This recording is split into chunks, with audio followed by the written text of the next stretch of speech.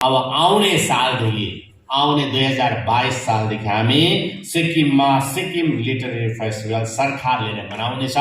यसमा नेपाली, भोटिया, लेप्चा, लिम्बू, हिन्दी, राई, गुरुङ, मगर, तामाङ, नेवार आदिका भाषाहरूलाई संरक्षण गर्ने काम अनि विभिन्न जग्गाहरूबाट विदेशहरूबाट पनि अनि हाम्रो छिमेकी राज्यहरूबाट पनि जति पनि कवि साहित्यकारहरूलाई है बुद्धिजीवीहरूलाई बोलाएर यहाँनिर यो फेस्टिभलमा हामी गराउँछौँ। अनि सरकारको खर्चमा त्यसो गर्नाले एउटा उत्साह बढ्छ, सबैमा जोस बढ्छ अनि हाम्रो आउने भावी नानीहरू पनि जति पनि विद्यार्थी नानीहरू छ जसले सिक्न चाहन्छ भाषा साहित्यलाई उनीहरूले पनि धेरै नै उहाँले मौका पाउनेछ म भन्न चाहन्छु। हाम्रो पूर्वज साहित्यकार कविहरूको नाममा अपतन फेलोसिपको हामी घोषणा गर्न चाहन्छौँ।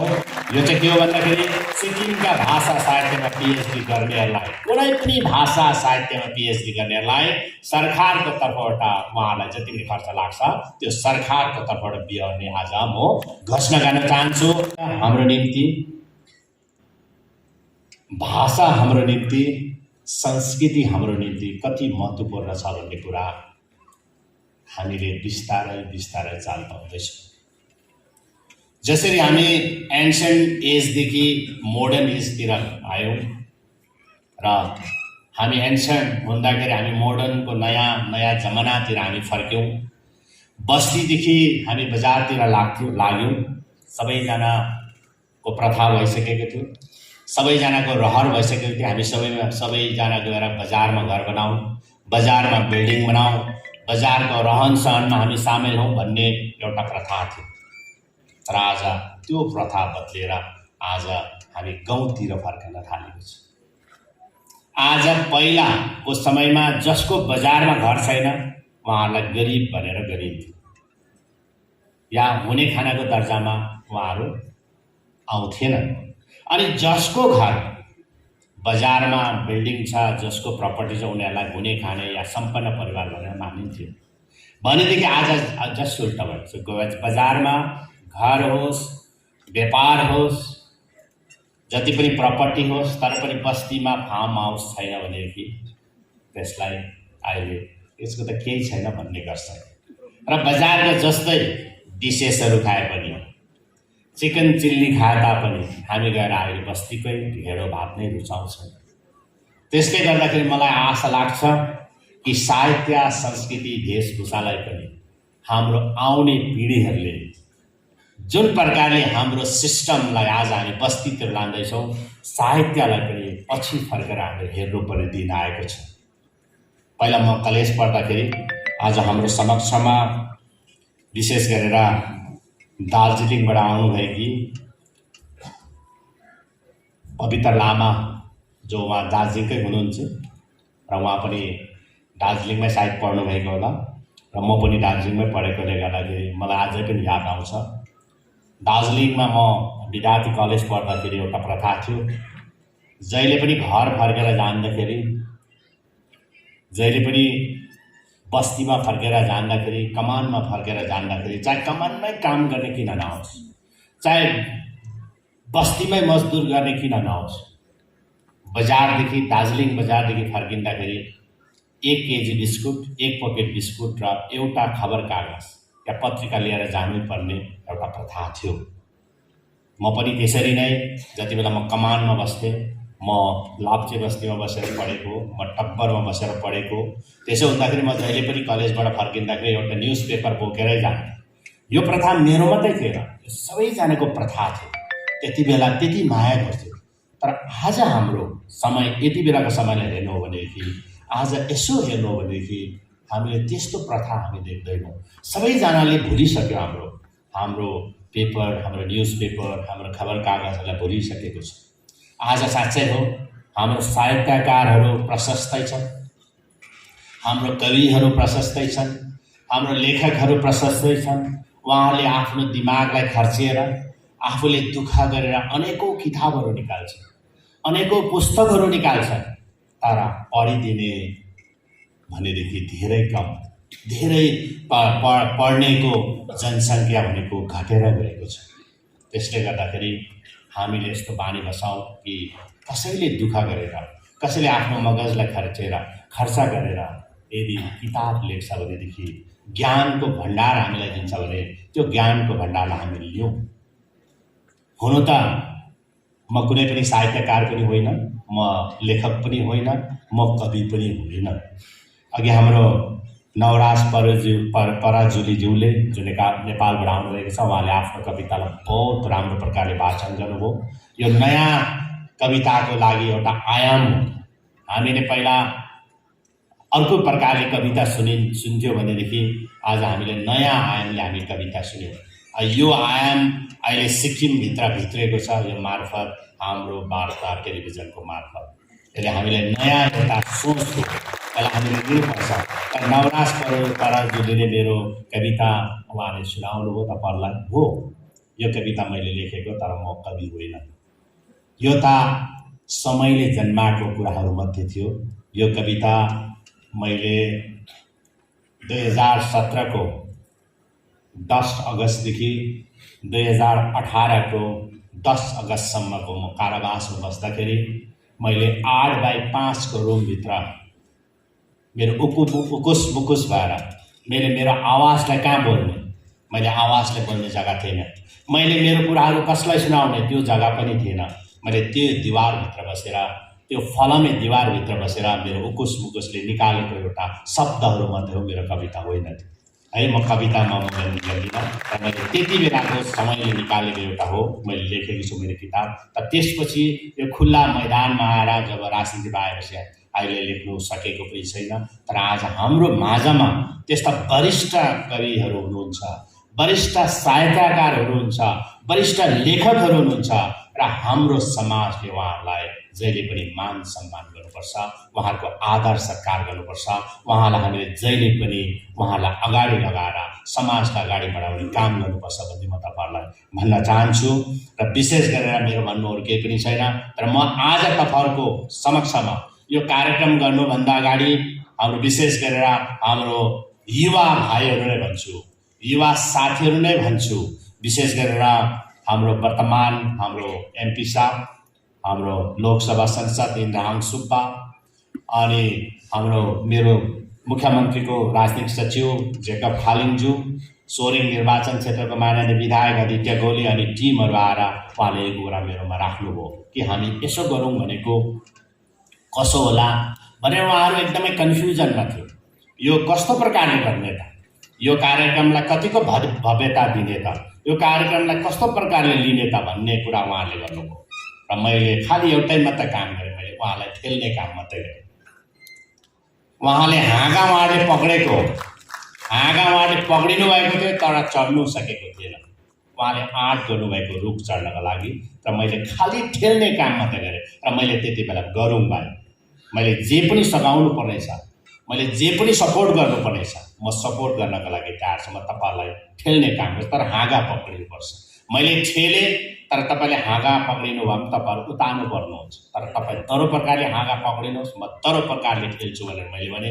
र मैले त्यति बेला एउटै कुरा गरेँ, जति पनि हाम्रो पाहुनाहरू आउनु हुँदैछ, जति पनि बाहिरीबाट नेपालबाट हाम्रो छिमेकी देशबाट आउनु हुँदैछ नेपाल, अनि हाम्रो छिमेकी राज्य दार्जिलिङ अनि कालिम्पोङबाट आउनुहुन्छ, पाहुनाहरूको निम्ति दुःख हुनु हुँदैन। उहाँहरूले सिक्किमले दिनुपर्ने सत्कार, आदर सत्कार उहाँलाई दिनुपर्छ। यो हामीले कहिले पनि भुल्नु हुँदैन, त्यसको लागि कमी हुनु हुँदैन भनेर मैले उहाँहरूलाई भनेको थिएँ। सोही प्रकारले मलाई लाग्छ, मलाई आशा छ जति पनि हाम्रो समक्षमा पाहुनाहरू हुनुहुन्छ, विशेष गरेर नेपालबाट आउनुभएका, विशेष गरेर नवराज पराजुली र उहाँको टिम, कान्तिपुरका जति पनि टोलीहरूदेखि लिएर दार्जिलिङ कालिम्पोङबाट आउनुभएका वरिष्ठ साहित्यकार, कवि है, लेखिकाहरूलाई सायद मलाई लाग्छ कुनै प्रकारको दुःख भएन होला है। त्यस्तो कहीँ पनि भयो भने, किनभने अहिलेको समस्या भनेको कहीँ न कहीँ जग्गामा प्रोटोकल छ, किनभने कोभिड-19 यो कोरोना भाइरस अहिले पनि गएको छैन, केही न केही छ, 2-4 जग्गामा छ। त्यस्तो केही भइहाल्यो भने पनि म सरकारको तर्फबाट म क्षमा पनि चाहन्छु। र विशेष गरेर म आज तपाईँहरूको समक्षमा यो कार्यक्रममा म यति हो, म तपाईँहरूलाई म छु, सरकार जहिले पनि तपाईँहरूको साथमा छ र म ठेल्ने काम गर्छु भनेर मात्रै म आएको हो। तपाईँ त्यतिको लागि म उपस्थित भएको छु। र विशेष गरेर मेरो मन्त्रीमण्डलका साथीहरू पनि उपस्थित हुनुभएको छ। र 2-4 कुरा म तपाईँलाई गरेर जान्छु कि अब सरकारकोबाट के पहल हुने त। अब हामीले एउटा भाषा साहित्य संस्कृतिको लागि संरक्षण हो। हामी सबैले बुझ्नुपर्ने, विशेष गरेर हाम्रो विद्यार्थी नानीहरूले बुझ्नुपर्ने हो, उहाँहरूले सुन्नुपर्ने कुरा हो, सुन्नुपर्ने कुरा हो। अनि भनिन्छ नि, जुन चाहिँ कुरा चाहिँ तितो हुन्छ त्यसैले निको पनि हुन्छ। तर हाम्रो बानी के छ भने तितो कुरा कसैले पनि सुन्न मान्दैन, त्यसैले निको पनि हुँदैन। त्यसले गर्दाखेरि सही कुरालाई सुनेर जाने म अनुरोध गर्न चाहन्छु। र विशेष गरेर तपाईँलाई थाहा छ हाम्रो भाषा नेपाली भाषा कति धनी भाषा हो। सबैले हामी आफ्नोपन, भाषा भनेपछि आफ्नोपन हो। अनि आफ्नोपन आफ्नो जग्गामा त्यति मायने राख्दैन, हामीलाई केही मायने राख्दैन। हुनसक्छ नेपालमा मायने नराख्ला, सिक्किममा मायने नराख्ला, यो भाषा साहित्यले चल्दै गर्छ, जान्दै गर्छ, लेख्नेले लेख्दै गर्छ है, भन्नेले भन्दै गर्छ भन्ने कुरा हामी गर्छौँ। हामीले त्यसलाई इजी टेक गर्छौँ या सजिलोसँग यसलाई हामी पछाउने पनि गर्छौँ। तर आफ्नोपन, आफ्नो भाषा जाति भनेको हाम्रो कोही पनि आफन्त यदि कुनै पनि जग्गामा छ भने त्यसको महत्त्व हुन्छ। जस्तै तपाईँहरू यहाँबाट जानुहोस्, इङ्ल्यान्डमा जानुहोस्, आफ्नो भाषा साहित्य संस्कृतिको त्यहाँ महत्त्व हुन्छ। यदि तपाईँले कुनै पनि नेपाली भाषी त्यहाँनिर कसैलाई पनि नचिन्नेलाई पनि है तपाईँले उहाँसँग भेट भयो भनेदेखि तपाईँ कति खुसी हुनुहुन्छ त्यति बेला, त्यो त कति खुसी हुन्छ। र मैले पनि समयमा अस्ट्रेलिया घुम्ने मौका पाएँ। म त्यति बेला पशुपालन विभागको मन्त्री पदमा थिएँ। त्यति बेला जान्दाखेरि मैले यस्तो अनुभव गरेँ, अस्ट्रेलियामा धेरै हाम्रो नेपाली भाषी दाजुभाइ दिदीबहिनीहरू बसोबास गर्दछ। उहाँहरूले त्यो जग्गामा पनि, अर्काको जग्गामा, अर्काको देशमा पनि, पराई देशमा पनि उहाँहरू नेपाली समाज खोलेर नेपाली भाषालाई पढाउने काम गर्थ्यो भने कतिको महत्त्व राख्छ। र हाम्रो जग्गामा हामीलाई छ, सबै छ, आफ्नो वरिपरि सबै छ, त्यति महत्त्व हुँदैन। तर जहाँ छैन त्यति बेला आफ्नोपन, आफ्नो भाषा, आफ्नो साहित्य, सबै संस्कृतिको महत्त्व हुन्छ। त्यसले गर्दा यसलाई बढावा दिनको लागि, यसलाई हामीले सारा संसारमा फैलाउनको लागि हामी सबैको मनमा इच्छा हुनुपर्छ। कर गरेर होइन, तर आफै आफमा जाग्नुपर्छ कि हाम्रो भाषा साहित्य संस्कृतिलाई हामीले झगडा गरौँ भनेर आफ्नोपन। अनि आफ्नो कुरा गर्दाखेरि हामी अघि एकजना वक्ताले भन्नुहुँदै थियो कि नेपालीमा लेख्न मलाई अप्ठ्यारो लाग्छ, या हामी कुनै पनि आवेदन पत्र चढाउनु हो, एप्लिकेसन गर्नु भने इङ्ग्लिसमा ज्यादा गर्छौँ, नेपालीमा हामी गर्छौँ सकिहाल्छ, हामी नेपालीलाई केयरलेस गर्छौँ, भइहाल्छ, नेपाली त मेरो भाषा त हो भन्छ। तर हामी नेपालीमा विक हुन्छौँ। त्यही भएर हामीले जति सक्दो आफ्नो कुरालाई हामीले बलियो बनाऊ है, यसलाई विकसित गरौँ भन्ने लाग्छ। त्यसैले गर्दाखेरि हेर्नुहोस्, नेपाली भाषाले मान्यता पाएको तपाईँलाई थाहा छ। तर आजसम्म नेपाली भाषा आज मान्यता पाएपछि, भारतको संविधानभित्र है अन्तर्भुक्त भएपछि, 8औं अनुसूचीमा अन्तर्भुक्त भएपछि आज भारतको संसदमा पनि, हाम्रो देशको संसदमा पनि हामीले नेपाली भाषामा हामी बोल्न सक्छौँ, हामीले ओत लिन सक्छौँ। यो मान्यता प्राप्त भाषा हो। त्यसैले गर्दा आज हेर्नुहोस्, हाम्रो वर्तमान सांसद श्री इन्द्रहाङ सुब्बाले उहाँले ओत नेपालीमा लिनु, यो ऐतिहासिक कुरा हो। पहिला जबसम्म मान्यता थिएन त्यति बेलासम्म लिनु सक्थेन। अनि दार्जिलिङकै संसदले पनि नेपालीमै उहाँले पनि लिएकै कुरा हो। र आज उहाँले नेपालीमा बोल्न सक्छ। तर पनि यो भाषा हामीले मान्यता पायो, त्यसको महत्त्व भएको थिएन सिक्किममा। त्यसले गर्दाखेरि हामीले घोषणा गरेका छौँ सरकारको तर्फबाट, भाषा मान्यता दिवस 20 अगस्तलाई हामीले सरकारी बिदा भनेर हामीले घोषणा गरेका छौँ। एउटा महत्त्व होस् कि यो 20 अगस्त किन मनाइन्छ, जस्तै 15 अगस्त किन मनाइन्छ भन्दाखेरि स्वतन्त्र, हाम्रो देश स्वतन्त्र भयो। अनि विभिन्न 2 अक्टोबर किन मनाइन्छ, 2 अक्टोबर महात्मा गान्धीजीको जन्म जयन्ती। यसरी एउटा इतिहास बन्दै जान्छ भनेर वर्तमान सरकारले हामीले 20 अगस्तलाई हामीले भाषा मान्यता दिवसको रूपमा हामी सिक्किममा हामी होलिडे डिक्लेयर गरेका छौँ। र यो होलिडेमा हामी घरमा बस्ने होइन, यो 20 अगस्तको दिन प्रत्येक साल हामीले साहित्य को संरक्षण गर्नको लागि, साहित्य भाषा संस्कृतिलाई संरक्षण गर्नको लागि विभिन्न कार्यक्रमहरू स्कुलमा गर्ने हामीले निधो गरेका छौँ। त्यस्तै प्रकारले विशेष गरेर तपाईँलाई थाहा छ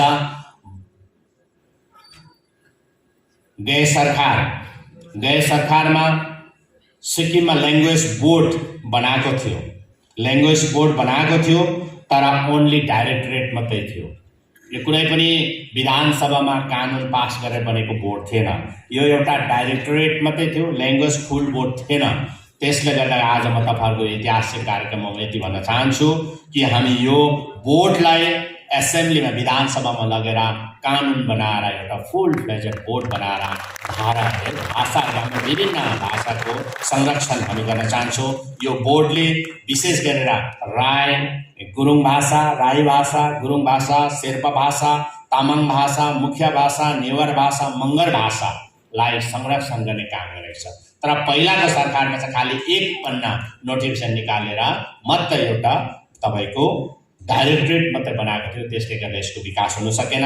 कतिवटा ल्याङ्ग्वेजहरू जस्तो प्रकारले अहिले राई, गुरुङ, शेर्पा अनि तामाङ खालि क्लास 10 सम्म मात्रै तपाईँको पढाउने अनुमति छ, CBSE ले दिएको छ। अनि 10 जब सक्छ, क्लास 11 मा पुगेपछि फेरि हामीले अर्को अप्सन या हिन्दी या कुनै पनि भाषा लिनुपर्छ। त्यसले गर्दा आफ्नो ल्याङ्ग्वेज पढ्न पाउँदैन, रिजनल ल्याङ्ग्वेज। अनि मुख्य नेवार त खालि क्लास 8 सम्म मात्रै पढ्न पाउँछ। यो कुनै पनि अनुमति भएको छैन। तर हामीले यो बोर्ड बनाएपछि हामी एकदम फुल बोर्ड बनाएर अनि विधानसभामा लगेर पास गरेर हामी भाषाको हामी संरक्षण गर्छौँ, हामी विकास गर्छौँ। अनि विशेष गरेर हामीले विभिन्न फेलोसिप स्किमहरू हामीले सुरु गरेका छौँ। नरबहादुर भण्डारी फेलोसिप स्किम, जो पनि विशेष गरेर PhD गर्नका निम्ति उहाँहरू फरेनमा कुनै पनि सब्जेक्टमा उहाँहरू जान्छ, हामी उहाँहरूलाई PhD गर्ने जति पनि खर्चहरू छ हामी सबै सरकारले बिहोर्ने घोषणा गरेको छ। र हामी 50 लाखसम्म एउटा सब्जेक्टमा PhD गर्नको लागि हामी दिन्छौँ। अनि त्यस्तै प्रकारले मुख्यमन्त्री चिफ मिनिस्टर फेलोसिप स्किम पनि हामीले घोषणा गरेका छौँ। त्यो चाहिँ आफ्टर ग्रेजुएसन उहाँहरूलाई 1 वर्षको लागि कुनै पनि सरकारकै विभागमा उहाँलाई एउटा ट्रेन गर्नको लागि उहाँलाई महिनाको 10,000 दिएर हामी 1 सालको लागि उहाँलाई हामी नियुक्ति दिन्छौँ, उहाँलाई हामी ट्रेन गर्छौँ। यो चिफ 100 जना युवा भाइ बहिनी पढेका युवा भाइ बहिनीलाई हामी सालाना हामी गर्छौँ। भनेदेखि अब हामी विशेष गरेर हाम्रो पूर्वज साहित्यकार कविहरूको नाममा अपतन फेलोसिपको हामी घोषणा गर्न चाहन्छौँ। यो चाहिँ के हो भन्दाखेरि सिक्किमका भाषा साहित्यमा PhD गर्नेहरूलाई, कुनै पनि भाषा साहित्यमा PhD गर्नेहरूलाई सरकारको तर्फबाट उहाँलाई जति पनि खर्च लाग्छ त्यो सरकारको तर्फबाट बिहोर्ने आज म घोषणा गर्न चाहन्छु। यो फेलोसिपको नाम हो अपतन फेलोसिप स्किम। अपतनको नाममा तपाईँलाई थाहा छ।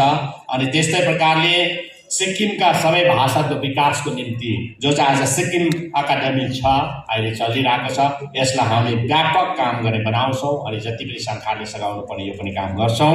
अनि भोटिया, लेप्चा, भोटिया र लिम्बू भाषालाई 8औं अनुसूचीमा अन्तर्भुक्त गर्ने दिशामा अकादमीले काम गर्नेछ अनि सरकारले पनि काम गर्नेछ। अनि त्यस्तै प्रकारले भोटिया, लेप्चा, लिम्बू भाषालाई राज्य स्तरीय पुरस्कार प्रदान गरिनेछ। अनि अब भोटिया, लेप्चा र लिम्बू भाषालाई राज्य स्तरीय पुरस्कारहरू पनि हामी प्रदान गरेका छौँ, ताकि त्यसबाट उहाँहरू इन्करेज भएर उहाँहरूले धेरै काम गरोस्, आफ्नो भाषामा काम गरोस्, लेख्ने काम गरोस् भन्ने म भन्न चाहन्छु। अनि विशेष गरेर एउटा नौलो पहल हो, हाम्रो वार्ता टेलिभिजनको एउटा नौलो एउटा ऐतिहासिक पहल भएको छ आज। र अब हामी प्रत्येक साल सिक्किम सरकारकै तर्फबाट हामी सिक्किममा सिक्किम लिटरेरी फेस्टिभल, हामी टुरिज्म फेस्टिभल गर्छौँ, हामी नाच्छौँ, अर्ग्यानिक है सबै खान्छौँ, सबै गर्छौँ, घुम्छौँ, मजा गर्छौँ। विभिन्न फेस्टिभलहरू हामी मनाउँछौँ। सिक्किममा हामीले विभिन्न फेस्टिभल मनाउँछौँ, फिस फेस्टिभल मनाउँछौँ, टुरिज्म फेस्टिभल मनाउँछौँ, स्पोर्ट्स फेस्टिभल मनाउँछौँ। तर आजसम्म हाम्रो लिटरेरी फेस्टिभल छैन। त्यसले गर्दाखेरि अब आउने 2022 सालदेखि हामी सिक्किममा सिक्किम लिटरेरी फेस्टिभल सरकारले नै मनाउनेछ। यसमा नेपाली, भोटिया, लेप्चा, लिम्बू, हिन्दी, राई, गुरुङ, मगर, तामाङ, नेवार आदिका भाषाहरूलाई संरक्षण गर्ने काम अनि विभिन्न जग्गाहरूबाट विदेशहरूबाट पनि अनि हाम्रो छिमेकी राज्यहरूबाट पनि जति पनि कवि साहित्यकारहरूलाई है बुद्धिजीवीहरूलाई बोलाएर यहाँनिर यो फेस्टिभलमा हामी गराउँछौँ अनि सरकारको खर्चमा।